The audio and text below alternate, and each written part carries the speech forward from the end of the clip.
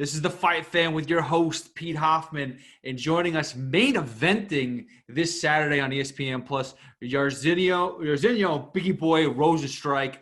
Jairzinho, thanks so much for joining me. How does it feel to be main event again?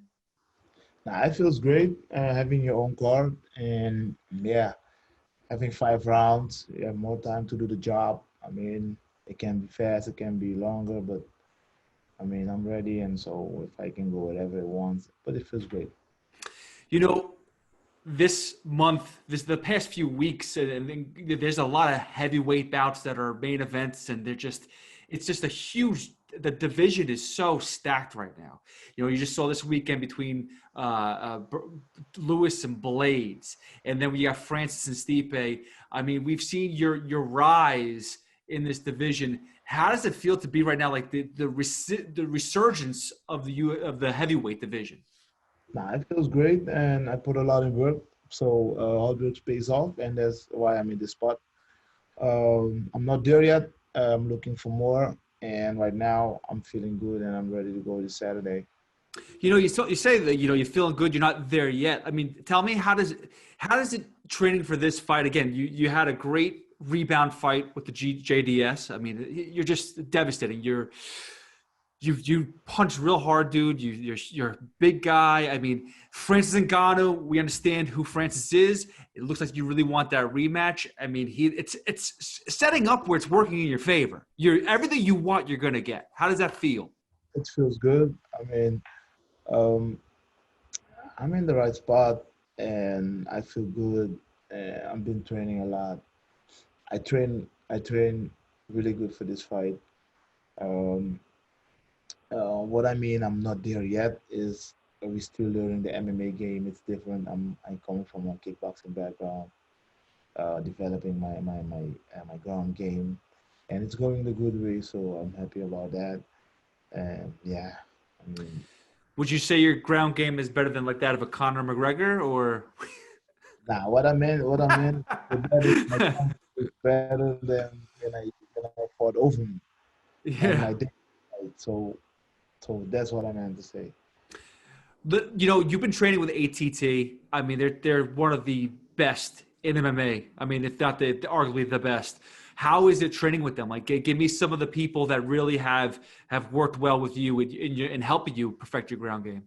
I'm almost with everybody. I train with Conan Vieira, train with King Mo, who's been busy with me all the time. He's gonna corner me for this fight too. I've been training with Steve Marco, who have a phenomenal wrestling background, and he's teaching me a lot of stuff, a lot of technique, and even escapes when somebody got you on the ground, and even attacks, offensive wrestling. That's what Mo teaching me too these days. So, I mean, it feels good to train with ADT. I learn a lot. The coaches are really focusing on me and make sure I'm developing every time. And I mean, it feels good and it's great. How would you say? I mean, listen, are your top five right now in the UFC heavyweights. You're arguably after this fight with Ciryl Gane. You know, if you're winning, you're arguably up there for, if not a title fight, you're a contender fight. You know, but along the way, you've knocked out and you've destroyed some of my favorite fighters of all time, like Andrei Arlovski. I love that dude. Like I mean, I watched him over the weekend again. It was a rough performance for him. But like you see these legends of the sport, you're literally taking them down one at a time. If you could say like there was a dream to become the heavyweight champion of the UFC, is this what you would expect? Yeah, I want to face the best of the division and I want to win from the best. So then can become the best. So facing Andrei Arlovski, facing Junior, facing Overeem, I mean, those guys been in the game forever. It's only respect that you can face them, and I'm happy that I faced them, that I passed them, because then you know you're in a good path. If you can win from those fighters, even they're a little bit up in age than me, but they still have those skills, the experience, and I was able to stop them, and that means I'm in a good race, and I'll keep focusing, and I'm going to stay in that race. I mean, you saw Randy Couture. I mean, that was a long time ago, but he did win a title at his 40s. So, I mean, it doesn't make a difference. Age is just a number. I mean, it all depends on your skill set. So, clearly, you're up there. But you talk about you want to face the best. Who is the best in the heavyweight division right now? We know Stipe has the belt, but who do you think is the best in the heavyweight division? If you have the belt, you're the best. Everybody have to climb the mountain, and when they top of the mountain, they have to probably speak your language. And right now it's Stipe. So Yeah. the only thing we after is the belt. It's not a person. If Stipe holding the belt, then it's Stipe the guy we'll be going for. If Francis is holding the belt, that's the fighter we're going for. So I mean, there's no bad blood between nobody. We only want to go for the best, and we want to make ourselves the best, and that's the way. That's the path, the journey to follow. You say there's no bad blood, but I mean, honestly, when you get in there, I see how you perform, and you turn on the switch. You're a nice guy. You seem humble. You're a good dude. You're but like there's a switch that goes off. Explain it to me because I've talked to a bunch of people about it. We've talked about it with Stipe even, even Francis. Francis, I gotta be honest, he's a sweetheart. He's met my son before. He held him in his hands, and it just like is a nice guy. But what is the switch that changes when you get into that cage? I mean, when you go in the cage, you know that everything you're working for is right in front of you, and that person's gonna take it from you if you don't take it from them. So it's a hell of a fight, but you have to go through it, and you have to go through that person to go further with your life, and that's the only thing that I see when I'm in the octagon. In a rematch with Francis, because that's where you're arguably that's where you're headed. What are you gonna what's to change? How do you change? How do you change your approach to fighting Francis Ngannou? A guy like Francis is strong. Don't go in a dogfight with him right away. Drag him out between the rounds a little bit, and he might slow down. I think. We'll see. We're gonna see in the future what's gonna appear, what kind of opportunity we see what we have. And of course, I'm looking forward to a fight like that. It would be awesome for me. How do you feel about John Jones being in the heavyweight division now? Like again, we don't know where he's going to be. It's supposedly he's next in line between Stipe and Francis, and again, like that's kind of upsetting because you're well deserving of it. It's like someone just cutting in line, be like, you know what, we're going to give it to this guy. Give me your thoughts on John Jones, the heavyweight division. I think John Jones entering the heavyweight division is motivating because he's one of the best, and he's skipping the line. It's fine with me. I'm still learning. I'm still fighting all those fights, and I want to be fighting.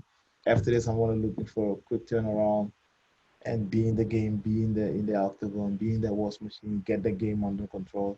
That when the title shot come, I'm ready to go and I can win the title and I can call myself the best fighter of the world.